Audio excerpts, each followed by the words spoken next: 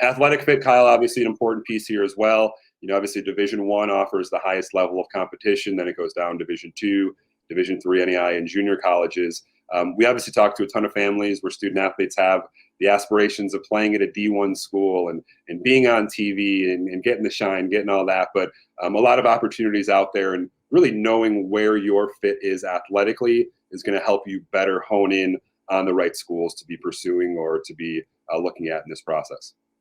Yeah, I think the athletic fit portion is probably the most difficult part of figuring out what school is going to be a right fit for any given student athlete. I mean, while Division I offers really high level competition, less than 2% of high school athletes go on to play at the Division I level.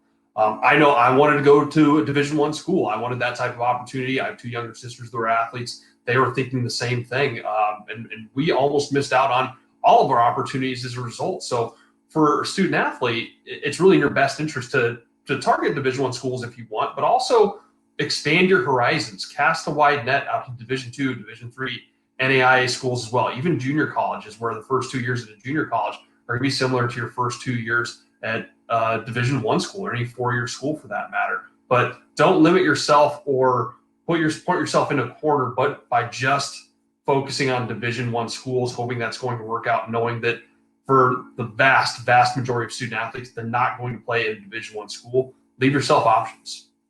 Christy, you coached at the Division I level. You had some opportunity at the Division III level as well. From the coach's perspective, finding that athletic fit is important when, especially you have maybe some student athletes that want to play D1 but aren't at that level. Walk us through that process from a coach's standpoint. How are you trying to determine who is a fit for a Division I versus a Division III? And women's hockey is maybe a little bit different than other sports. Not as many Division II or NAI or junior college options, but coaches, this is really important. You've got to find kids that are going to be the athletic fit and be able to play at that level that you're coaching at. Yeah, and when it kind of just piggybacking off of Kyle and what he said, only the top 2 or the 2% of the population really go Division I. And as a former Division I college coach, you are seeking out the cream of the crop at all levels. Like, these are, for women's hockey, it's this girl's going to go to the Olympics. This girl's going to go to Team USA and play on the national team. Those are the types of kids that we're looking for. And, unfortunately, a lot of student athletes aren't at that level. It takes a special type of human being, to get to the Division I level. But more importantly, if you are committing to a D2, D3, NAIA, JUCO level school, you still have the opportunity to play college athletics, and a ton of people don't have that chance. They will never have that opportunity. So, just like Kyle said, yeah, you know what, go cast your net at D1, feel free to send out emails, but don't shy away from, D2, D3, NAIA, and JUCO schools, because you get to still play college athletics. And from a coaching standpoint, you have to be on at all times. Even just coaching at the D3 versus D1 level, it is very similar.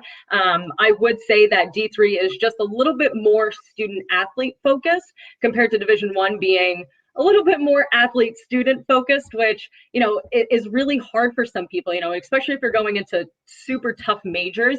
If you don't have that time management skill, you're just going to be crossed off the list. And coaches, they do their due diligence. I was constantly on Twitter, constantly trying to find any sort of information on kids to make sure that they are going to represent my program correctly. So it's a lot that goes into recruiting D1 versus D3 student athletes is stuff outside of the rink and outside of the field.